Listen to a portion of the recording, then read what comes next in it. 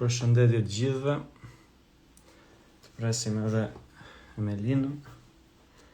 Sot kemi një bisedë shumë interesante me një vajzë të re, e cila përveç pjesës së emigrimit dhe që është në diasporë dhe gjithë sfidat që mund të kalojë një person i cili emigron në një vend të huaj, gjithashtu ka disa biznese në disa vertikale dhe segmente të ndryshme, për të cilat do kemi sot mundësinë të diskutojmë atë kush janë sfidat apo çfarë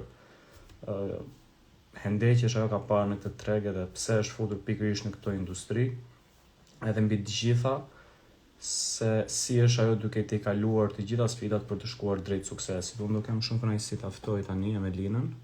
Unë do bëj një prezantim të shkurtër për të dhe Emelina duhet më mirë të flasi për veten, edhe pse ndonjëherë është pak e vështirë të flasësh për veten. Por, nuk e di pse nuk po mundem dot. Ndoshta Emelina duhet të bëj ftesë. Pra është një vajzë shumë e re, e cila përveç pjesës content creator, si shumë persona këtu mund ta njohin në rrjetet sociale, ajo është e bazuar në Gjermani.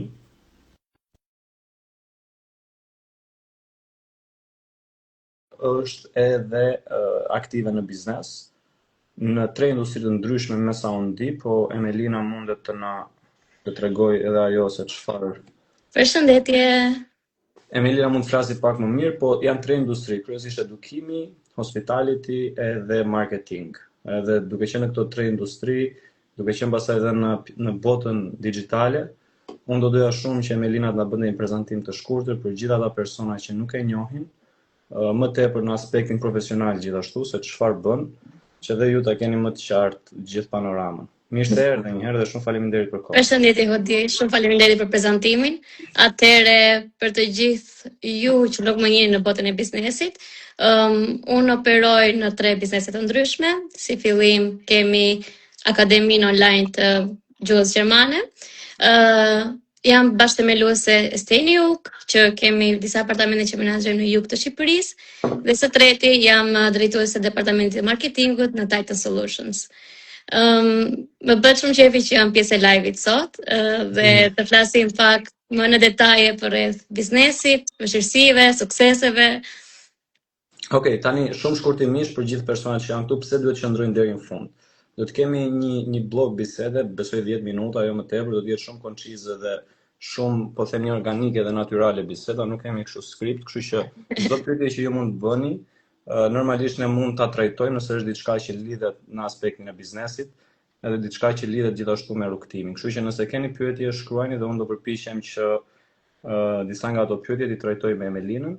Tani unë doja ta nisja, unë e thash pak më parë, po ti ndoshta nuk isha akoma në live, që përveç faktit që ke emigruar edhe je pjesë e diasporës, edhe kjo ka sfida pafund, që nëse i futemi sot nuk do të mund ta mbarojmë dot kurrë si bisedë.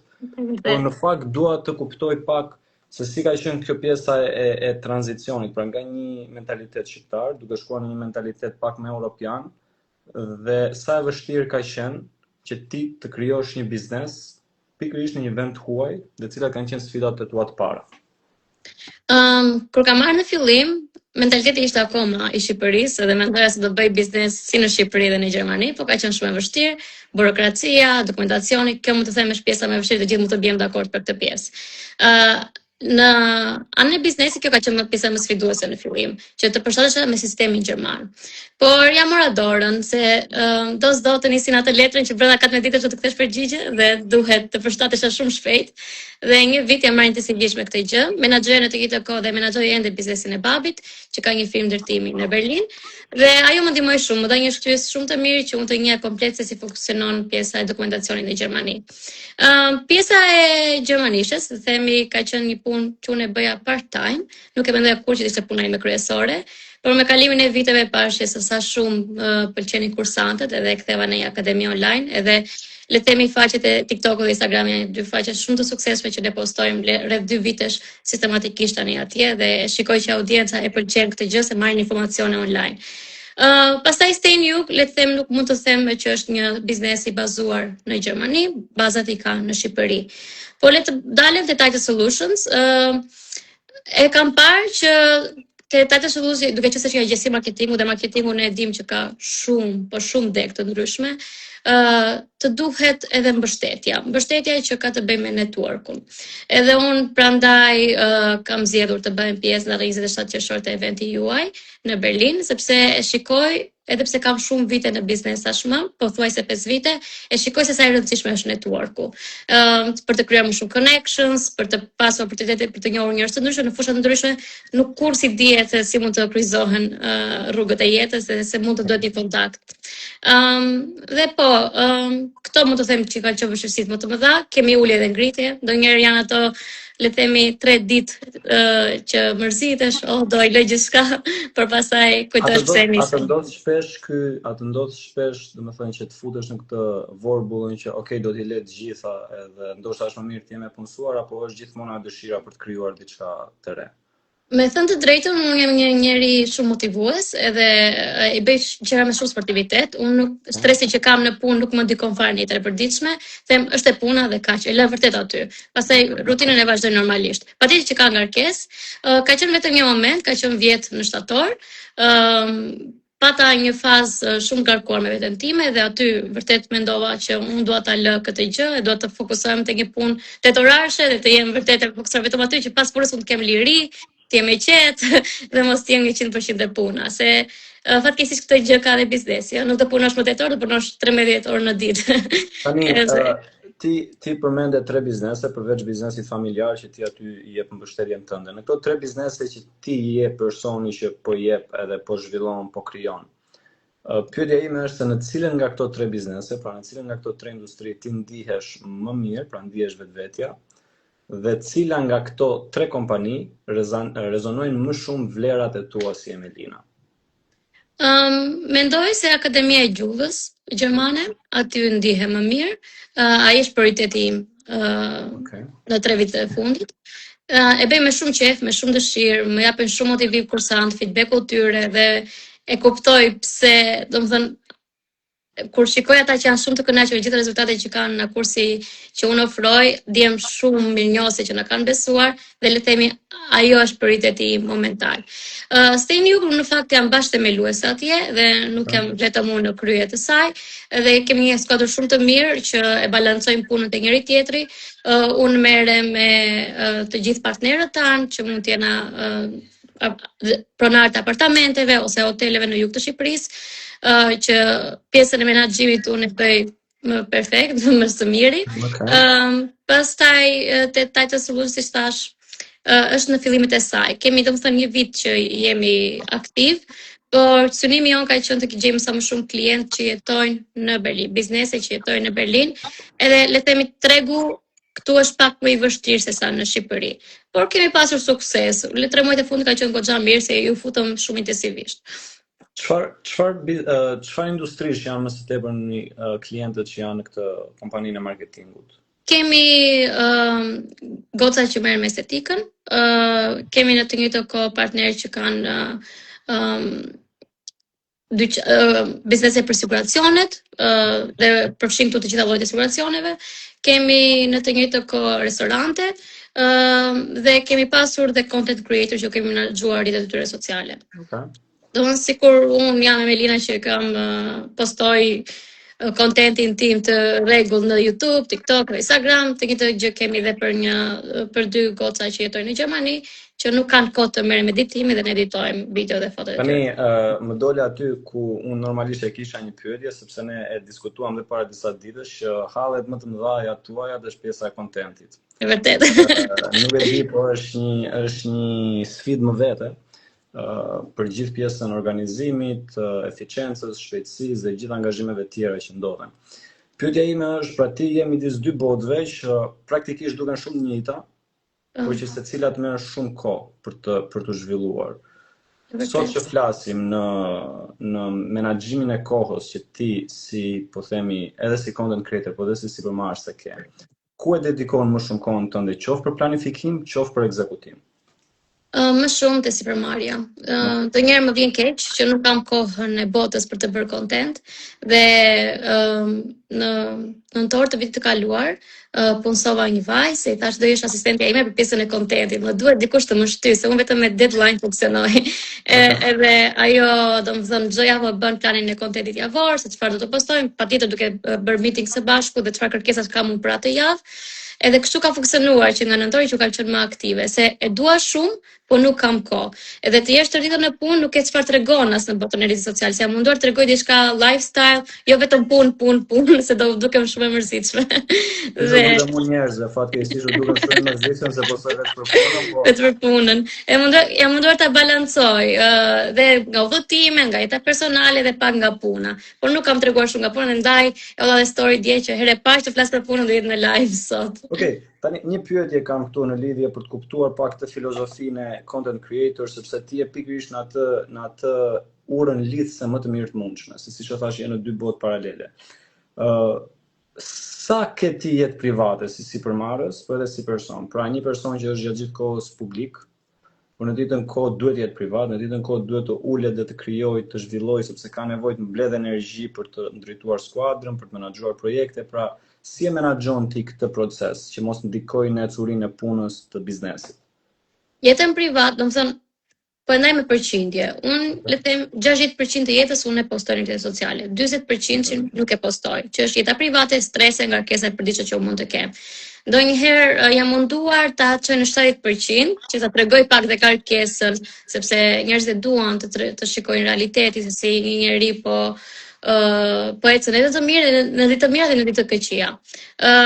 Por momentalisht kështu jam, 60 me 40. Jam munduar ta bëj pakete private larg viteve sociale, se e dim që këto ngarkesat e emigrimit janë patjetër, por ndonjëherë në TikTok ndoshta jam më personale se në Instagram. A mendon se do të ishte më thjesht të bëj biznes në Shqipëri, apo mendon që Gjermania të ka dhënë disa mundësi të reja, të cilat ti ke shfrytzuar më mirë? Networku në Gjermani mendoj se është më mirë se sa në Shqipëri, dhe pjesën e sistemit, më pëlqen shumë sistemi në Gjermani se sa në Shqipëri. Shqipëria është pak rrëmuj, dhe domethënë e ka provuar atë me Stay Jug, dhe e shikoj që do të përshtatet shumë sipas orareve të personave, nuk kanë asnjë një takim të saktë, se Gjermani ka në orën 3, ke takim në orën 3 aty dhe mbaron puna. Dhe kjo është gjë shumë e mirë, ti organizon komplet ditën. Kjo më pëlqen këtu, shumë struktura dhe organizimi në Gjermani. Dhe kam rënë rehat këtu, kam rënë shumë rehat. Po patjetër, besoj se mund ta bëj edhe një biznes në Shqipëri, nuk do ishte fare problem, edhe për Shqipëri mund të përshtatesha. A ke plane për biznese të reja, apo ka ndonjë ide që je tani duke e zhvilluar? Kam një plan, jam duke hapur në fakt, nuk do ta zbuloj sot, por është në Gjermani. Është në Gjermani, pra nuk ka lidhje me Shqipërinë. Nuk ka lidhje me Shqipërinë. Kur do të kemi mundësinë që ta kemi Emelinën me biznes në Shqipëri, apo nuk e sheh në të ardhmen e afërt? Ndoshta do të jem së shpejti, por momentalisht jo. Do të thënë Stay Jug është diku aty në Shqipëri.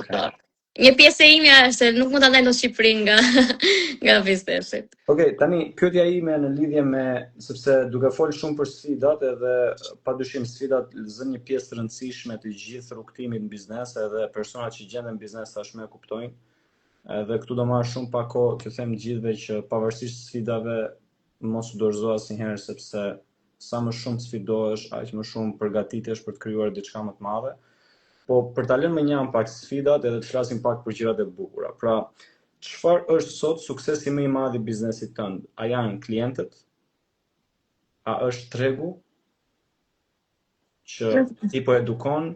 A janë klientët në aspektin se sa shumë ti klient mund të kesh etj me radhë, apo është ky bashkim vlerash që ti në të njëjtën kohë po jep vlerë klientit, në të njëjtën kohë po edukon tregun dhe në të njëjtën kohë je duke bërë atë çfarë ty të jep emocion? Pra kush është, po themi, suksesi më i madh? Le të themi, është një balancë me të gjitha. Edhe nëse ti ke shumë klientë, je sukses, por edhe nëse ke shumë feedback në të njëjtën kohë, unë e quaj sukses. Se për atë është akademia online, Në moment që ti shikon që nuk kanë kursant të kënaqur, akademia nuk do të ecte. Domethënë, unë le të them kam një nga platformat online më të besuara për shqiptarë që jetojnë në Gjermani. jam renditur shumë larg sepse jam shumë transparente me kursantët. Edhe nëse dikush më vjen dhe më thotë që unë nuk jam gati, por unë do ta vazhdoj nivelin X, i them jo, nuk të fus në nivelin X sepse nuk është si në gjimnaz, sa për të kaluar klasën. Këtë është totalisht tjetër gjë, tipo mëson një gjë të huaj. Edhe unë jam shumë transparente dhe padurashka me kursantët. Madje jo është dukur komike shumë kur kam postuar online që unë i heq nëse nuk mësojnë. Po realisht i heq sepse ata harxojnë lehtë, edhe patjetër edhe nuk është se po e marrin seriozisht këtë gjë. Akademia online ka diçka se është sfiduese, se është dhe ky gjykimi, afër apo nga online. Është njësoj si nga afër, nuk ka asnjë lloj ndryshimi. Shpjegimi bëhet patjetër me të gjitha kushtet, materiale, domethënë jemi gati pronto për kursantët. Dhe ideja është që kush ka motivim, gjithmonë, si në pjesën e gjuhës, por si në punë, gjithmonë ka për t'ia dalë. Ne kuptoj. Tani, diçka për personat që po na ndjekin këtu mos pranojmë çfarë do lloj pyetje dhe mos ma lini mua në dorë se unë do vazhdoj me pyetje deri në orën 4, nëse kështu se kam gjëra që më vijnë mendje për gjithë biznesin që Emelina po zhvillon, por përpiqem ta balancoj pak bisedën sepse është shumë interesante që sepse njerëzit shohin një Emelin aty në Instagram apo në TikTok apo në rrjetet e saj, dhe shumë e rëndësishme të kuptojmë që ky person ka ngarkesa, ka sfida, shpeshherë ne të gjithë sipërmarrësit kemi ato momentet e tona dyshimit që a do t'i lej të gjitha dhe të zhdukem, të mos bëj asgjë, sepse është gjithë ngarkesa. Dhe unë të falenderoj që pikërisht po tregon të gjitha këto elementë që kanë ndikuar në rrugtimin tënd. Unë në fakt do të ndalem me një frazë që ti përmende pak më parë për të kthyer pak në bisedë, që folin në lidhje me networkun. Tani këtu kam disa pyetje, të cilat më vijnë shpesh edhe në rrjetet e mia personale, po edhe në njerëzit që takoj në evente. Ku është gjithmonë ajo pyetja që pse shoqëria jon nuk po na ndihmon. Pra, ka shumë njerëz që më bëjnë këtë pyetje. Unë në fakt dua të pyes ty, a ka qenë shoqëria jote mbështetje për ty në fillimet e tua? Nuk po flas në momentin që zhvillohesh. Jo, në fakt, të gjitha bisedat që unë kam marrë kanë qenë, le të them, totalisht e pavarur, patjetër kam pas mbështetjen vetëm të partnerit tim, që jemi, le të themi, në një fushë, ai është inxhinier informatik dhe prandaj jemi balancuar në fushën e biznesit. Por nuk kam pasur ndihmën e shoqërisë. Unë realisht kur e pash të si event që po zhvilloi në Berlin, gëzova shumë dhe patjetër të bëhesha pjesë dhe do të jem aty. Për të vetmin arsye që dua të rrethohem nga njerëz që e kuptojnë botën time. Dua të rrethohem nga njerëz që më japin motivim, sepse donjëherë e të thjesht i suksesshëm ke nevojë për motivim. Gjithmonë. Mendoj se është hapësira që ti kërkon një fije shpresë për motivim për të ecur më parë dhe për të pasur më shumë sukses. Dhe po, e treta që e përmenda në fillim është një mundësi shumë e mirë për të bërë network. Ndoshta mund të njoh dikë që mund të më vlejë shumë në biznesin tim. Nëse nuk e njoh, prapë do jetë një mundësi shumë e mirë për të njohur me njerëz të fusha të ndryshme dhe të shikoj pak se si ata bëjnë biznes. Se pash i kishit dhe shumë folës atë ditë edhe do më interesonte shumë patjetër të dëgjoja. Kam një pyetje normalisht lidhur me këtë që the, po më bëri trigger në trurin tim motivimi. Kush është motivimi jot sot që flasim? Për çfarë të motivon ty që të zgjohesh, të bësh gjëra të bukura, gjëra të reja, të bësh biznes? Pyetje e bukur. Patjetër më motivon paraja, se pra të bëhet biznes. Por le të themi jam edhe njëri që unë tani gjithë jetën time e kam rrethuar rreth biznesit.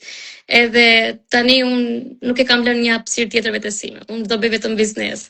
Edhe e bëj me shumë qejf dhe me shumë dëshirë dhe si thash ka ditë të këqija, por kur unë nuk i marr personale se ngarkohem unë të shkatroj ditën time për diçka që do të biznes. I marr me shumë sportivitet gjëra dhe ndaj gjërat më kanë ecur, le të themi, shumë mirë deri tani. Nëse do diçka e keqe, dobi, punë e madhe, vazhdime tjetra, edhe nuk është se ndikohem shumë. Okej, kjo është gjë shumë mirë, fantastike. Tani lidhur me atë çfarë ti përmende, unë në fakt duhet ta cilësoj që edhe këtë video, këtë bisedë që ne jemi duke bërë, ne do ta publikojmë edhe më pas në kanalet tona në YouTube dhe do doja shumë të dija se në çfarë momenti ndodhet biznesi yt. Pra, ashtu sikur se e thamë, është shumë e rëndësishëm networku, është shumë i rëndësishëm rrjedhëzimi, bashkëpunimet. Nëse dikush nga personat që do të ishte në event dhe këtu ishin disa persona shumë interesant që do të jenë pjesë e eventit, çfarë duhet të dinë ata për biznesin tënd? Pra çfarë po kërkon ti nga kjo konferencë? Ose më saktë cilat janë pritshmëritë e tua nga kjo konferencë? Si që përmenda nga Title Solutions, pres në pjesën e teknologjisë e inovacionit, të takoj njerëz të ndryshëm, të shikoj mundësi bashkëpunimi për në të ardhmen, të takoj supermarkete të tjerë, ndoshta investitor për idetë që ne mund të kemi, dhe kjo do më interesonte më shumë për Title Solutions. Okej. Tani, nëse ti do më japësh pak kohë,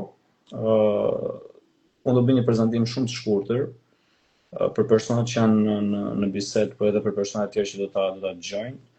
Shumë prej tyre mund ta kenë dëgjuar dhe prandaj unë përpiqem ta mbaj sa më shkurt që mos t'u japim të njëjtin informacion disa herë, po biseda sot është në kuadër, përveç se të njohim Emelinën, është se Emelina ka qenë një mbështetëse dhe ka shumë persona të cilët e mbështesin nismën tonë për një arsye themelore, sepse kuptojnë rëndësinë e diasporës, kuptojnë rëndësinë e komunitetit dhe kuptojnë rëndësinë që vetëm së bashku mund bëjmë gjëra që mund të jenë më të qëndrueshme dhe më të bukura. Për këtë arsye ka lindur Business Network Albania dhe për këtë arsye ne po vim në Berlin. Pra jemi duke ardhur në kryeqytetin e inovacionit, jo vetëm për të sjellë inovacion, por mbi të gjitha për të sjellë një energji që sepse këto që ne folëm këtu me Emelinën duhet keni parasysh janë një pjesë e gjithë historisë së saj edhe unë nuk do t'i bëj më pyetje se do lëm disa edhe për konferencën. Për personat që do duan të takojnë, Emelina është një person fantastik, është një person që unë personalisht e kam njohur nga miqtë të bashkë dhe rrjetet sociale, por ka një energji të jashtëzakonshme dhe ka një motivim për gjërat që bën dhe unë nuk do ta them moshën, po jemi një moshë së bashku dhe unë ndihem shumë e fat që gjenerata jonë sot që flasim është duke marrë disa përgjegjësi për të krijuar gjëra të mëdha dhe për të ndryshuar mendësinë e pikërisht këtyre supermarketeve tradicional. Për këtë arsye ne po e zhvillojmë këtë konferencë. Pra, po e zhvillojmë për supermarkets, po e zhvillojmë për pronar biznesesh të vogla, po e zhvillojmë për profesionistë që të gjenerojnë mundësi të reja dhe po e bëjmë kryesisht për investitorët që të lidhen me pikën tjetër të ekuacionit.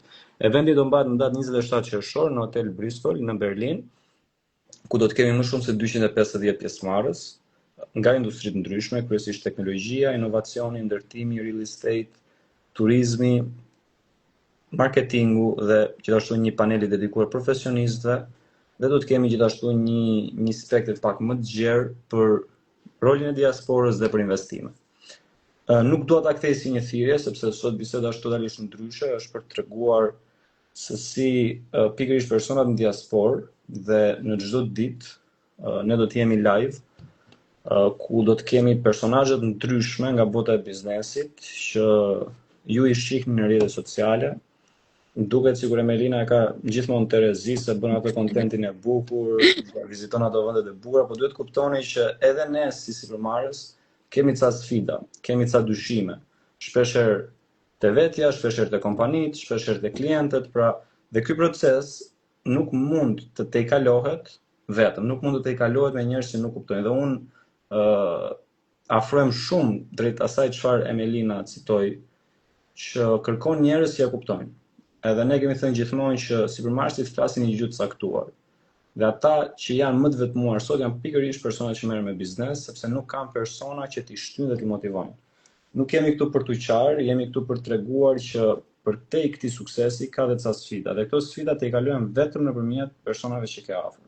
Kështu që unë këto pyetje kisha, nuk e di nëse ti ke ndonjë pyetje, por unë jam shumë i qartë edhe mendoj që ka qenë një vlerë e shtuar gjithë biseda sot dhe për personat që do të dëgjojnë, sepse ke treguar disa pika në të cilat shpeshherë personat nuk e thonë vetëm ato gjërat e bukura që kanë arritur, por duhet të kuptojmë pikërisht këto segmentet dhe këto sekuencat e vogla që të kanë bërë ty që të kesh këtë lloj suksesi sot. E vërtet, shumë faleminderit edhe për prezantimin, ishte fantastike edhe biseda sot. Unë do të bëj një pyetje në fakt, më shkruajti dikush në Instagram, këtu nuk është live sot, dhe më tha që unë kam një plan biznesi, jeton në Gjermani, po është jo në Berlin, A ka mundësi ta prezantoj ata atje? Unë e thash pak me fjalët e mia, po do ishte më mirë sikur ti kthej një përgjigje, me që je. Patjetër. Shiko, padyshim që ka mundësi ta prezantoj, ne si thamë do të kemi 250 persona, ku në 10 orë konferencë, është konferenca e parë, mund të them në Gjermani, organizohet nga një organizatë shqiptare me një standard evropian dhe duke pasur gjithë strukturën në një ditë 10 orarëshe, 4 orë ne do të kemi të dedikuara për pjesën e rrjedhëzimit. Ku këta persona, në momentin që regjistrohen dhe marrin biletën, ne kemi disa informacione bazë mbi industrinë ku këta operojnë dhe në këtë moment ne bëjmë atë lidhjen se këta duhet të takojnë. Po përtej kësaj, të gjithë personat që po bëjnë pjesë e konferencës, dhe këto mund të gjenden edhe te ky linku këtu, është që kanë akses gjithashtu në platformë. Pra çfarë na bën ndryshe dhe pse ky person është në vendin e duhur për të prezantuar planin e biznesit, është që pas konferencës ti besoj ke qenë shumë evente. Mund të takosh 200 njerëz, po nuk mund të kesh dot më kontakt me 200 njerëz në aspektin fizik dhe në aspektin e WhatsAppit, emailit. Pra, ne kemi strukturuar një platformë e cila të bën ty të mundur që të bësh follow-up dhe ndjekje të gjithë procesit. Pasi ti e ke takuar Hudin personalisht në eventin e Berlinit, ke mundësinë që të vazhdosh komunikimin edhe në platformë, ku aty pastaj ke mundësi për të takuar, për të zhvilluar dhe për të ekzekutuar gjithë atë që ti kërkon. Këti personi në fakt do t'i thoja që kemi pasur 4 individ në Londër që kanë ardhur me një plan biznesi dhe sot kanë gjetur 2 prej tyre kanë gjetur co-founders, bashkëthemelues dhe 2 të tjerë janë në komunikim për investitor. Normalisht është një proces që zgjat edhe aty pastaj gjithë secili e zhvillon vetë procesin e vet, pra ne nuk jemi ndërmjetës, ne bëjmë thjesht lidhje me njerëz të duhur dhe kjo është shumë e rëndësishme për të theksuar. Kështu që çdo person që ka një plan biznesi është i mirëpritur, të marri kartë vizita me vete sa më shumë, mos t'i haroj, të jetë i përgatitur që aty ka njerëz që janë konkret, jo vetëm idealist, pra persona që kërkojnë dhe janë shumë racional në botën e biznesit, dhe padyshim ka njerëz të jashtëzakonshëm dhe njerëz me një potencial shumë të lartë. Vërtet. Po, shumë mirë, se kjo është dhe një mundësi shumë mirë se ju bëni mund të lidhet dikush me personat e caktuar në bazë të biznesit që ata kanë. Edhe nëpërmjet platformës që është e mrekullueshme. Tani, do bëjmë një thirrje këtu së bashku ne për ta përmbyllur? Patjetër. Njerëzit nuk e dinë, po ne kemi shumë pak bileta. Dhe normalisht ne kemi kapur tani një kapacitet për 200 e pak persona. Jemi duke përpjekur të rrisim pak kapacitetin e numër, edhe pse është pak e vështirë, sepse është ambienti i tillë. Por kemi disa bileta të limituara, kryesisht për personat që mbështesin Emelinën, edhe për të dhënë atyre mundësinë, si ky personi në fjalë që kishte një plan biznesi, që të bëjmë pjesë e këtij momenti. Edhe këto biletat limituara, Emelina nuk e ka bërë publike akoma, po u mban të fshehtë. Një dhuratë e vogël. Ne kemi thënë, po Emelina po e mban sigurt të çmuar. Është direkt pas live-it. Është një kod zbritje për 20%, por biletat janë shumë të limituara aty, sepse të gjithë mund ta shkruaj edhe kodin këtu. Okej, dhe ai mund të përdore direkt në linkun që gjendet. Unë nuk e di ku del ky linku, se është e parë që po e provoj, por kudo që ai ka dalë, shkoni aty, Emelina 20. Me sa di unë mund të jenë diku te 5 bileta që janë me zbritje. Kështu që nxitoni, bëni rezervimin dhe siç u thash, është një moment historik.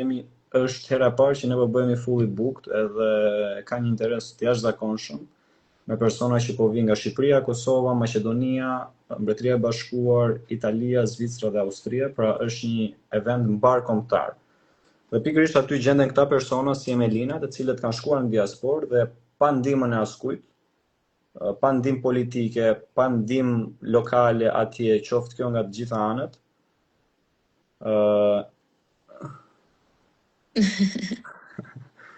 Po, ai Emelina ka mbajt fshet, nuk e di tani. E ka bërë Emelina këtë punë, po me Emelinën do merreni. Ne kemi dhënë kodin që në momentin që kemi prenotuar live-in, po Emelina ka dashur ta bëjë announcement këtu edhe normalisht me të drejtë ka persona që kanë marrë atë bilet si shumë prej tyre me çmim standard. por kjo është një dhuratë që normalisht ne ja kemi krijuar Emelinës për ta krijuar pastaj si një incentiv për ndjekësit e saj. Dhe ajo që po thoja për ta përmbyllur është që njerëz si derisa kapital mund të aksesojmë atje. Atëherë ne në Londër, për të folur për gjëra konkrete, kemi pasur investitorë të cilët kanë në portofolin e vet deri në 150 milionë euro. Dhe kemi pasur gjithashtu investitorë që kanë kapitalin e vet vetëm për teknologji 40 milionë euro. Pra ka kapitale të ndryshme varësisht të idesë. Nuk mund të themi shifër tani eksakte, sepse nuk e kam listën e personave investitorë që janë në event, pas janë akoma duke u konfirmuar të gjithë, por ka kompani të vogla të mesme dhe ka gjithashtu korporata dhe investitorë të cilët kanë kapital kryesisht në teknologji, energji të rinovueshme, turizëm edhe real estate. Kryesisht teknologjia ka pasur më shumë interes në Londër dhe kemi pasur investitorë potencial të cilët janë tani në procesin e komunikimit me startupet. Ajo që doja të thoja në sakt për ta përmbyllur është që persona si Emelina, të cilët me forcat e veta kanë arritur të zhvillojnë diçka, kanë arritur të krijojnë diçka me vlerë, janë pikërisht në këtë konferencë. Dhe këta janë persona që ne po kërkojmë. Janë persona me integritet, persona me një vlerë në komunitetin që i rrethon, dhe mbi të gjitha persona që kanë kontribuar në komunitetin shqiptar. Kështu që edhe ti nëse je një prej tyre, jemi duke të pritur, bëu pjesë e këtij momenti edhe le të krijojmë bashkëpunim mbarkombëtar, sepse vetëm në këtë forcë mund të arrijmë që të bëhemi fuqi globale, nuk ka mënyrë tjetër. Ekonomia është mundësia e vetme që ne të krijojmë kapital edhe të rritemi të gjithë së bashku.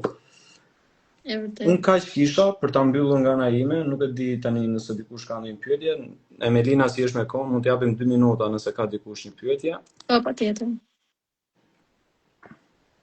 Ti mund marrë shumë kritika në mesazhe për pjesën e kodit, po ti menaxhon vetë atë punë, kështu që unë nuk ta kam merakun.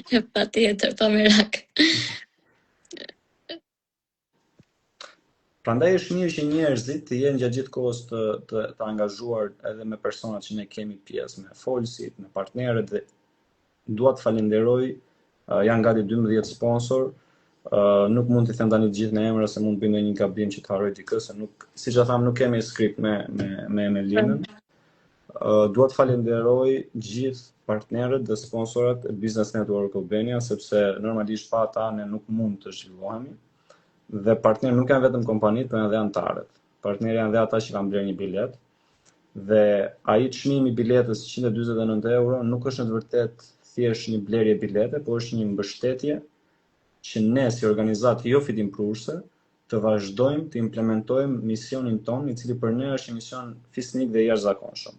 Kështu që të gjithë ju që keni blerë një bilet, të gjithë ju që keni bërë një donacion, automatikisht jeni partner të gjithë kësaj nisme dhe jeni persona që po kontribuoni aktivisht. Okej, ne nuk kemi pyetje të fundit, Emelina, besoj ato pyetje. Shumë faleminderit të gjithë që na ndoqën. Që kemi moderatorët e eventit. Klegja, përshëndetje, edhe ne ty do ta kemi një bisedë shumë shpejt, besoj. Okej, Emelina, shumë faleminderit. Do të jemi në kontakt, shumë faleminderit, mezi po pres të bëjmë pjesë e eventit. Ju uroj punë të mbarë dhe shumë faleminderit për këtë bisedë të këndshme. Kalofshim mirë. Pafshim. Okej, tani unë do marr kohë shumë shkurt, 2 minuta, për të treguar pse duhet të bëhesh pjesë e këtij eventi. Sepse ka shumë pyetje që pse duhet të marr pjesë, a do gjej klient, a do gjej kapital. Kemi 14 kontrata konkrete që janë zhvilluar nga konferenca e Londrës. Pra 28 persona që ishin në Londër janë takuar dhe po bashkëpunojnë. Dhe këto janë bizneset vogla, këto janë të vetpunësuar, bizneset të mëdha dhe investitorë. Pra nëse ti je në këtë pikë, je në këtë moment që po kërkon investim, je në momenti që po kërkon klient, je në momenti që po kërkon bashkëthemelues, apo je në momenti që po kërkon profesionist, Business Network Albania në Berlin është vendi që ti duhet jesh në datë 27.